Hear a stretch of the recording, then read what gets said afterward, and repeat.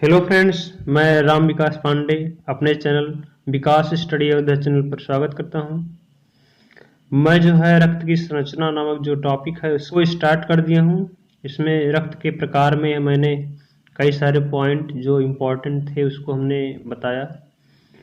कुछ पॉइंट्स जो है आपके लिए उसमें से ज़्यादा इम्पोर्टेंट थे, जो आप देख लीजिएगा थोड़ा उसको जाके हमारे डिस्क्रिप्शन लिंक पे, क्योंकि ऐसे में तो हम देखें कि जितने भी एकेडमिक एग्ज़ाम होते हैं या कॉम्पिटिटिव एग्ज़ाम होते हैं सभी में जो है इसमें से 2-4 नंबर ज़रूर आते हैं। तो आप देख लीजिए, अब जो है मैं पढ़ाने चल रहा हूँ रक्त का जमाव, मतलब रक्त का जमना जो होता है ये, इसके बारे में देख लीजिए थोड़ा क्या है। चूँकि हमारे शरीर में रक्त का जमना बहुत ही ज़रूरी है। अगर रक्त ना जमे, चोट लगने पर अगर रक्त ना जमे तो ये मान के चलिए जो है ये हमारे लिए खतरा ही है। तो देखिए थोड़ा इसके बारे में। रुधिर का जमना एक रासायनिक क्रिया है। यह एक रासायनिक क्रिया है। शरीर के चोट वाले स्थान की कोशिकाएं फटकर जब वायु के संपर्क में आने पर रुधिर बहने लगता है। क्षतिग्रस्त ऊतक के रुधिर की प्लेटलेट्स के विघटन होने से एक तत्व बनता है जिससे प्लाज्मा में उपस्थित फाइब्रिनोजन नामक निष्क्रिय प्रोटीन फाइब्रिन में बदल जाता है, जो रेशे की भांति होती है। अनेक फाइब्रिन के रेशे क्षतिग्रस्त स्थान के ऊपर जाल के रूप में जम जाते हैं। इन रेशों में रक्त कणिकाएं आरबीसी तथा डब्ल्यूबीसी उलझ जाती हैं और क्षतिग्रस्त स्थान पर लाल थक्का बन जाता है और रक्त का बहना रुक जाता है। थोड़े समय बाद क्षतिग्रस्त स्थान से फाइब्रिन जाल से एक हल्के पहले रंग का द्रव निकलता है। रक्त जमने की प्रक्रिया निम्न अंग एवं पदार्थ भाग लेते हैं। मतलब इसमें जो पदार्थ या रंग जो होते हैं ये भाग लेते हैं, उसको देख लीजिए थोड़ा। आपका है पहला रक्त, ये देखिए आपका है पहला रक्त प्लेटलेट्स। तो रक्त प्लेटलेट्स है, उसके बाद में यकृत का एक स्राव ना, तो इसके बारे में देख लीजिएगा। यकृत का एक स्राव, उसके बाद विटामिन के एवं कैल्शियम। विटामिन के और कैल्शियम भी ज़्यादा सहायक होते हैं। फाइब्रिनोजन होता है तथा लाल एवं श्वेत रक्तकण होते हैं। तो ये सभी जो है इसमें आते हैं, रक्त के जमने में सहायक होते हैं। अब हम चलते हैं धमनी के बारे में जानते हैं। देखिए धमनी क्या है, थोड़ा इसके बारे में जान लीजिए। यह मांसपेशी की मोटी तह से बनी हुई लचीली रबड़ जैसी नली होती है।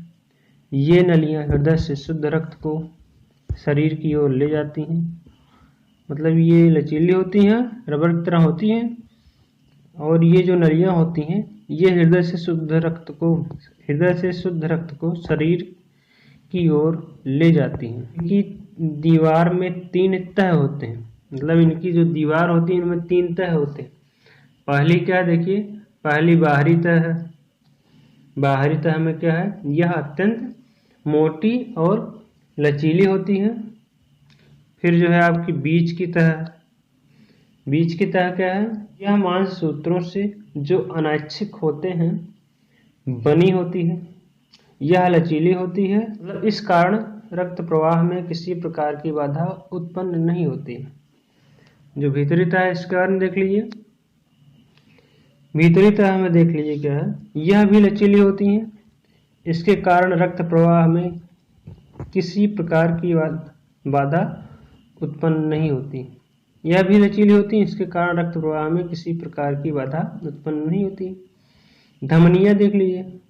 धमनियां प्रायः अस्थियों द्वारा सुरक्षित रहती हैं, जिससे उन पर किसी प्रकार का आघात नहीं पहुंचता ना। ये जो है अस्थियों द्वारा सुरक्षित रहती हैं, इसलिए इन पर कोई बाहरी आघात या कोई भी मतलब आघात हो तो इन पर नहीं पहुंचता जल्दी। अब आप जान लीजिए किसके बारे में, शिराएं क्या है, थोड़ा देख लीजिए इसके बारे में। शिराएं भी धमनी की भांति शिराएं भी धमनी की भांति तहों की बनी होती हैं, किंतु वे उतनी लचीली नहीं होती। इनकी दीवार धमनी की दीवार की अपेक्षा पतली होती है तथा ये सशक्त नहीं होती। इसी कारण इनमें मतलब इनकी जो दीवार है ये थोड़ा पतली होती है जो धमनी की जो दीवार से, और जो इसमें होता है इसी कारण जो है अपेक्षाकृत धीमी गति से बहता है। जो इसमें रक्त का बहाव होता है वो धीमी गति से होता है तथा रक्त से खाली होने पर, जब रक्त से खाली हो जाता है तो ये दीवारें आपस में चिपक जाती हैं। अधिकांश शिराओं के अंदर बीच बीच में श्रेणी कपाट होते हैं जिनके खुले हुए सिरे हृदय की ओर होते हैं। मतलब जो इनके खुले हुए सिरे होते हैं वो हृदय की ओर होते हैं। इन कपाटों के कारण रक्त हृदय की ओर बहता है तथा लौट नहीं सकता। तो इन कपाटों के कारण रक्त हृदय की ओर आता है तथा लौट नहीं सकता। जो कपाट लगे होते हैं उसके कारण यह होता है कि जो रक्त आता है वो हृदय की तरफ आता है और पुनः वो वापस नहीं जा सकता। ठीक है। वृक्क, यकृत, महाशिराओं, फुफ्फुसीय शिरा तथा प्रतिहारिणी शिरा में इस तरह के कपाट होते हैं। शिरा में बैगनी रंग का खून बहता है। जो बैगनी रंग होता है उस कलर का खून बहता है जो अशुद्ध होता है ना। बैगनी रंग का जो खून बहता है वो अशुद्ध होता है। थोड़ा केशिकाएं के बारे में जान लीजिए। केशिकाएं क्या है देखिए ना। तो धमनियां जैसे जैसे आगे की ओर बढ़ती हैं छोटी शाखाओं में विभक्त हो जाती हैं, यहाँ तक कि इतनी सूक्ष्म शाखा के रूप में बट जाती हैं जो बाल के समान महीन होती हैं। मतलब जो केशिकाएं होती हैं बहुत ही छोटी शाखाओं के रूप में विभक्त होती हैं और इतनी छोटी शाखा के रूप में होती हैं विभक्त कि जो बाल जिस आकार में होता है उस जो है आकार में ये बढ़ जाती हैं।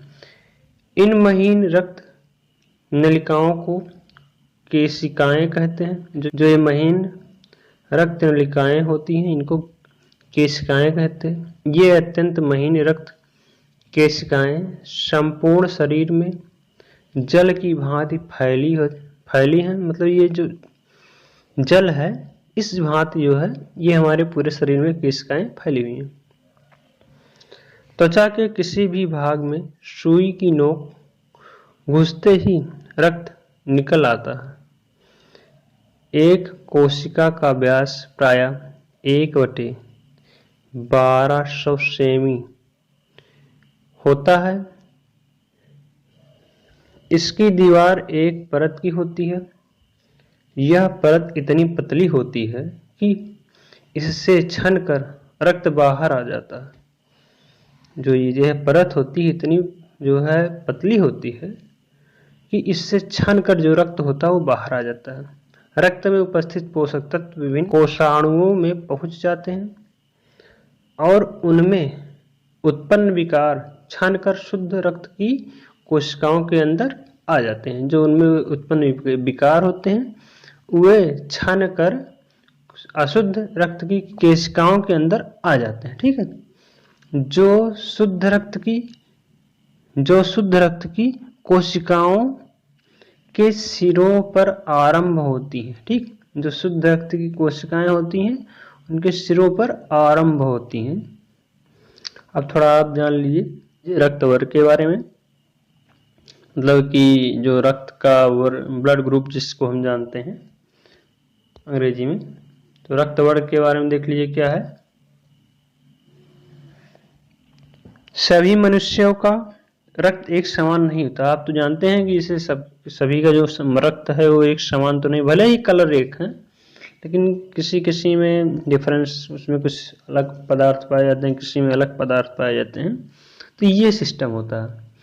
भिन्न भिन्न व्यक्तियों में रक्त के लाल कणों में तथा प्लाज्मा के द्रव सीरम में भिन्न भिन्न प्रकार के चिपकने वाले तत्व होते हैं। इन तत्वों के आधार पर कार्ल लैंडस्टीनर एक महान वैज्ञानिक थे। 1868 से 1943 के बीच इनका खोज था। ने खोजा कि रुधिर देने वाले तथा लेने वाले व्यक्ति का रुधिर वर्ग समान होना चाहिए। मतलब जो व्यक्ति रुधिर ले रहा है और जो दे रहा है, इन दोनों का जो रुधिर होता है ये समान वर्ग का होना चाहिए, ये समान वर्ग का होना चाहिए। यदि दोनों के रुधिर वर्ग समान नहीं है तो रक्त देने वाले मतलब दाता का रक्त लेने वाले रक्तग्राही में पहुंचकर रुधिर का थक्का बना देती है, जिससे रुधिर प्रवाह रुक जाता है। इस अवस्था में ग्राही मतलब जिसको रक्त दिया जाता है, जो ग्रहण करता है, उसकी मृत्यु भी हो सकती है या हो जाती है। ठीक, तो इस स्थिति में देखिए क्या करते हैं। मनुष्य के रक्त में दो प्रकार के प्रोटीन पदार्थ होते हैं। पहला है प्रतिजन ना, दूसरा क्या है प्रतिरक्षी। ठीक, अब थोड़ा जान लीजिए प्रतिजन के बारे में। प्रतिजन लाल रुधिर कणिकाओं की जीवन कला की बाहरी सतह पर स्थित होते हैं। ये दो प्रकार के होते हैं, प्रतिजन ए ना, प्रतिजन ए तथा प्रतिजन बी। इनको अंग्रेजी के बड़े अक्षरों से प्रदर्शित करते हैं। मतलब जो बड़े अक्षर होते हैं, कैपिटल ए देखिए, कैपिटल बी है ना, इन्हीं के द्वारा इनको प्रदर्शित करते हैं। प्रतिरक्षी रुधिर के प्लाज्मा में पाए जाते हैं। ये दो प्रकार के होते हैं, प्रतिरक्षी ए, प्रतिरक्षी बी। इनको अंग्रेजी के छोटे अक्षरों से व्यक्त करते हैं। मतलब देखिए स्मॉल ए और स्मॉल बी से इसको प्रदर्शित करते हैं ना, प्रदर्शित प्रतिरक्षी को। अब थोड़ा जान लीजिए इसके बारे में। रुधिर के थक्के के समान, रुधिर के थक्के के समान जमना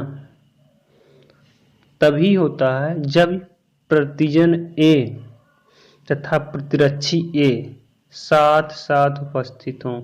ये ध्यान दीजिए भाई, बहुत इंपॉर्टेंट चीज है कि ये थक्का तभी जमना संभव है जब प्रतिजन ये कैपिटल ए और प्रतिरक्षी स्मॉल ये साथ साथ उपस्थित हों, अथवा प्रतिजन कैपिटल बी तथा प्रतिरक्षी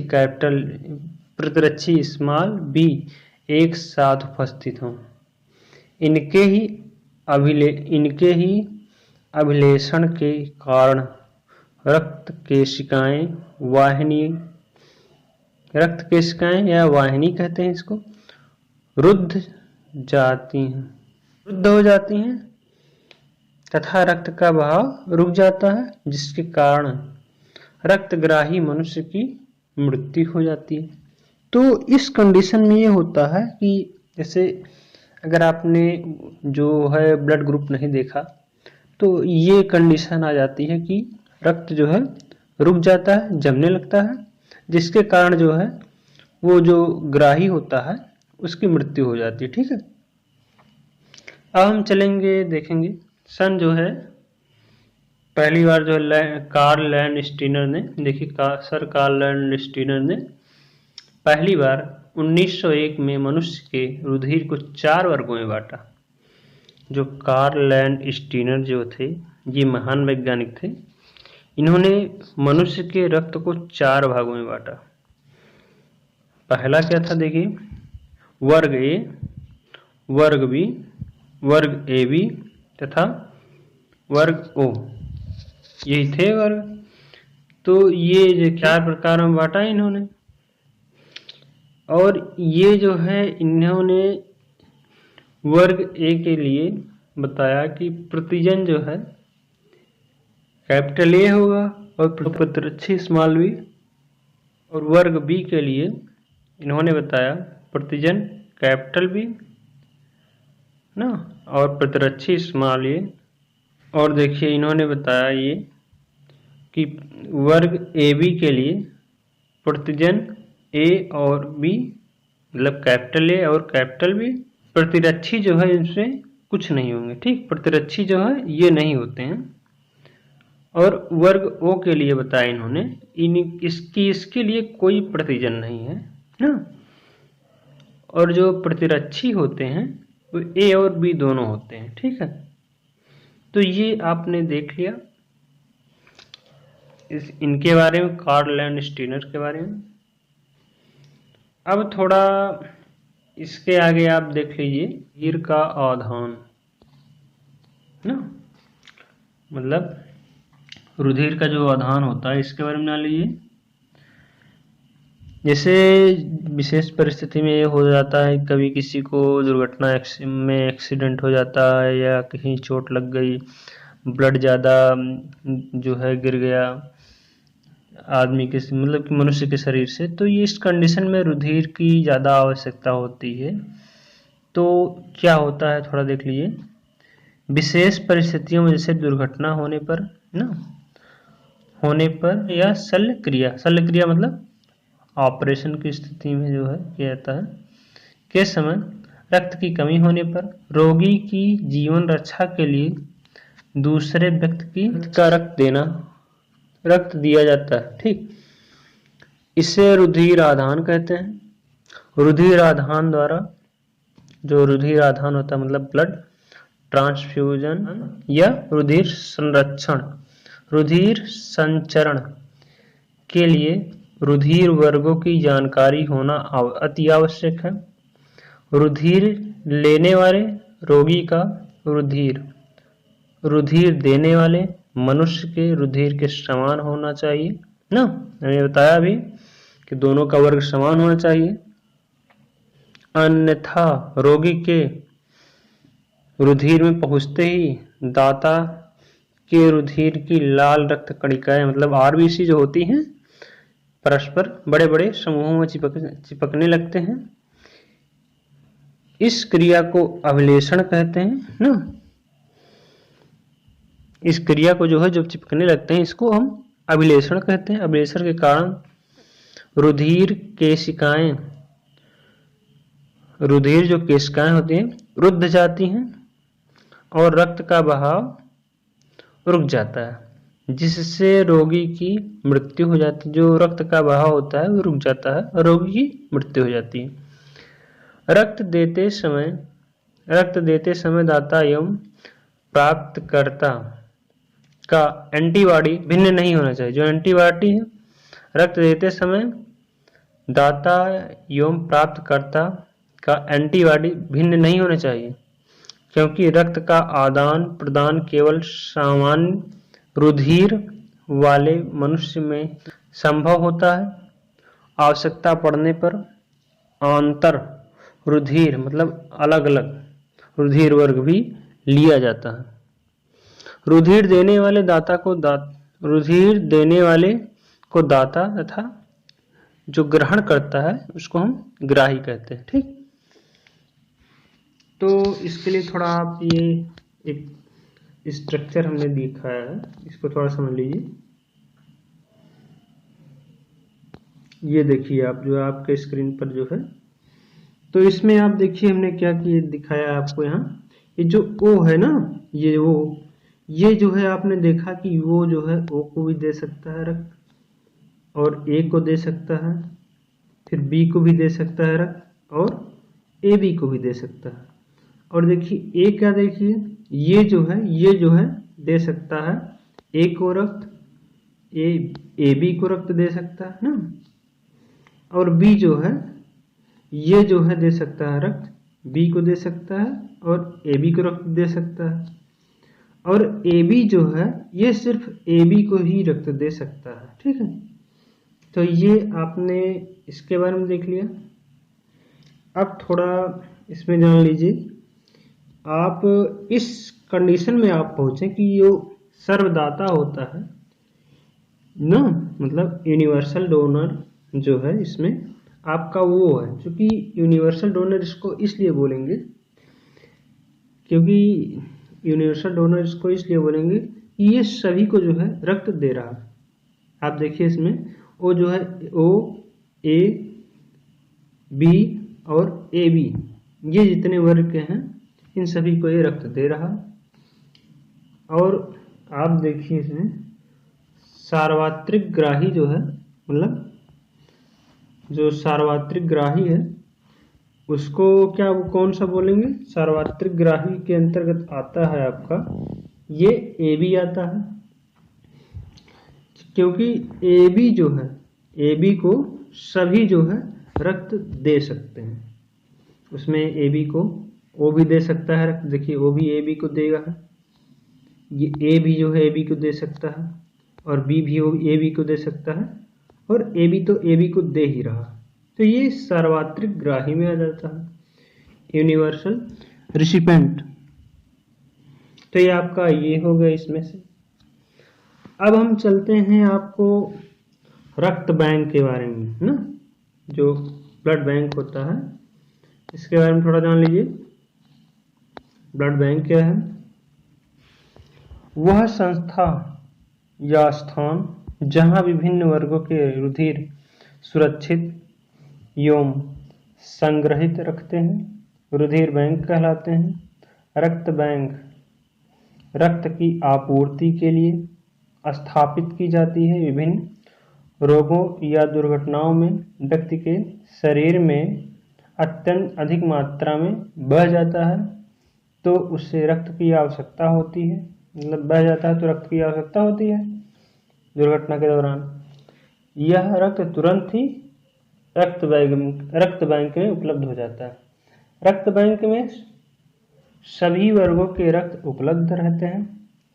रक्त को आधुनिक उपकरण एवं विधियों द्वारा 4.5 डिग्री सेंटीग्रेड या 40 फ़ारेनहाइट ना, जो आधुनिक उपकरण या विधियां होती हैं उसमें 4.5 डिग्री सेंटीग्रेड या 40 फ़ारेनहाइट पर कांच या प्लास्टिक की वायुरुद्ध बोतलों में 30 दिन तक सुरक्षित रखा जाता है। रुधिर को रुधिर बैंक में संरक्षित रखने के लिए उसमें सोडियम नाइट्रेट मिलाकर रखा जाता है। रक्त बैंक सरकार द्वारा भी स्थापित किए जाते हैं और गैर सरकारी संगठन भी इनका संचालन किया जाता है। रक्त बैंक के द्वारा ना, जो रक्त बैंक होता है इसके द्वारा इन बैंकों में रक्त बैंक के बैंकों में रक्त को एकत्र किया जाता है। समय समय पर विभिन्न व्यक्तियों द्वारा रक्त दान किया जाता है। जो रक्त होता है विभिन्न व्यक्तियों द्वारा दान किया जाता है, जिसे बैंक में सुरक्षित रख लिया जाता है। मतलब अलग अलग प्रकार के व्यक्ति जो होते हैं दान करते हैं तो वो जो होता है बैंक में सुरक्षित रख लिया जाता है और आवश्यकता पड़ने पर उपलब्ध कराया जाता है। इस प्रकार मानव जीवन के लिए रक्त बैंक अत्यंत महत्वपूर्ण है। अब थोड़ा आप जान लीजिए इसके बारे में।